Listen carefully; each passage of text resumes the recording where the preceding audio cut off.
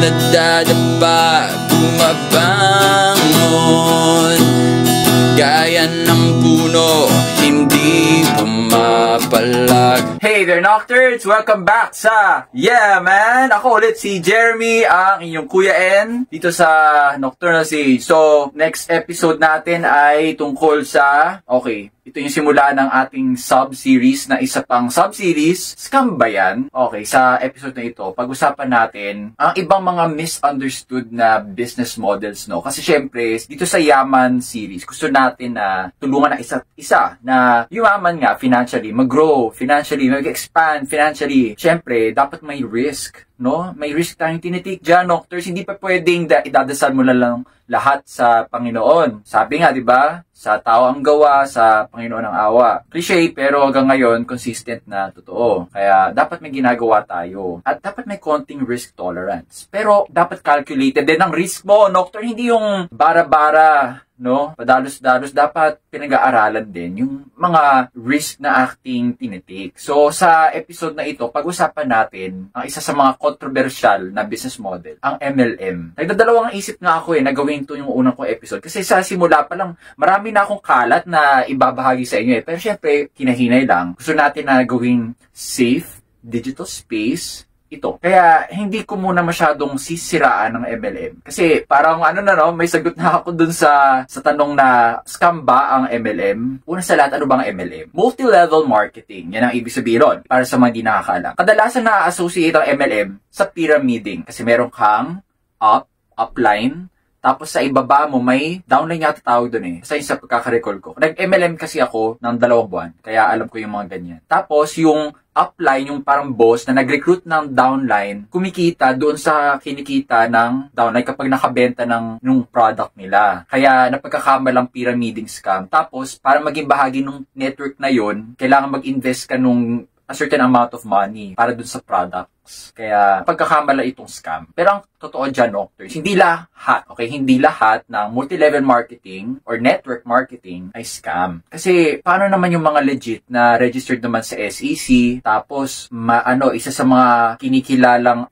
stock investment, no, kumbaga may investment sa kasama sa mga ini-investan, okay, dun sa stock market. At saka may produkto naman talagang dinadala. Ang challenging lang kasi sa MLM, kailangan yung ima-market mong product, ebebenta sa konteksto mo. Yung sa mga inaabot mong potential buyers. Kasi sa MLM, pwedeng yung abutin mo, yung lapitan mo, buyer lang, o magsa-start na siya ng mismong business. Okay, himayin natin, no? Scam ba talaga ang MLM? Ang sagot ko dyan, hindi. At least, hindi sa lahat ng pagkakataon. Bakit? Based sa aking experience, nag-invest naman ako. May dumating naman na products. Pero nahirapan lang ako sa timing kasi pandemic pa noon, yung kasagsagan.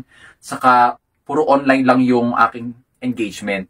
Yung hindi ako nakapagdala talaga ng product, tapos nakapag-meet face-to-face. Kasi kapag face-to-face na meeting, doon nabibuild yung trust eh. Kapag chat lang, kapag video conferencing, ang hirap mag-build ng trust. Sa tingin ko factor yun, kaya nahirapan ako na patagalin pa yung pag-MLM ko. Kaya 2 buwan lang ako nag-last eh. Kaya recalling lahat ng nangyari sa akin noon, nung nag-MLM pa ako, hindi naman siya scam. Marami ako natutunang lessons eh, kasi every week merong coaching sessions. Tapos yung mga speakers yung talagang malalaki yung pangalan, yung hindi basta-basta. Isa pa doon, libre, kasi nag-invest na nga ako eh. So part yun ng mga naging investment ko. Kaya sa masasabi ko, hindi di man ako nakabenta ng kahit isang product. Pero yung mga natutunan ko, siguro yun yung pwede ko ituring na balik sa aking pinundat. Kung ako tatanungin kung mag-MLM pa ako sa harapin, oo, pero consider ko rin. Pero ibahin ko na yung approach ko. I think yung technique dyan, bago ka mag-start nung iyong business dun sa product na yun, dapat may kausapin ka muna na sure na willing maging part ng team mo. Willing ka maging upline, tapos sila magiging downline mo. Dapat sa tingin ko ganun eh. May usap-usapan na, saka talagang magko-commit. Ayan, may pera, may pang-start, at least 50K. Siguro ngayon yung product nila, 80K na nga eh. Para siguradong may mapupuntahan. So sa tingin ko yun yung technique. At saka ngayon, no, kapag nag-start ako siguro sa panahon na post-pandemic, palagay ko, uusad naman yun at magtatagal pa ng konti kasi may face-to-face interactions na eh. Saka may actual product na ako madadala at mapapatry. May pa-free taste na ako. Ganun. Kaya hindi naman scam yung MLM. Kung na-scam man ako, pwede yung ilusyong magiging madali yung pagbebenta ko at pagdadala ng result. Siguro yun lang yung pwedeng naging scam, yung ilusyong iyon. Pero yung mismong business model, legit naman yan. Hindi lang siya, kumbaga, yung model kasi na yun, parang may tinitake advantage of ka, may ina-exploit ka, may ginagamit ka na downline sa mas mababa sa'yo kasi kumikita ka doon sa pinagkakakitaan nila. Pero actually, kung titingnan natin computation, wala namang bawas sa kanila yon. Win-win naman siya eh. At least yung sa pinanggalingan kong business model. So, nakatulong ba ang video na ito? May karanasan ka ba sa MLM na gusto mong ibahagi? I-comment mo lang dyan sa baba. Tapos, kung sa tingin mo, magdadala ito ng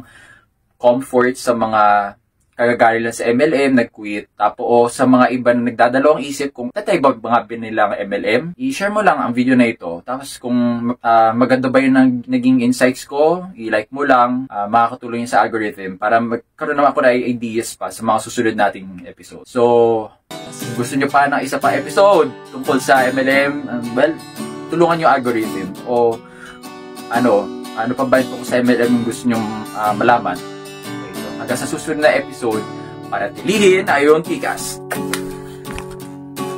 Mahulog ka man sa iyong pag-akyat sa tuktok, nandyan pa rin naman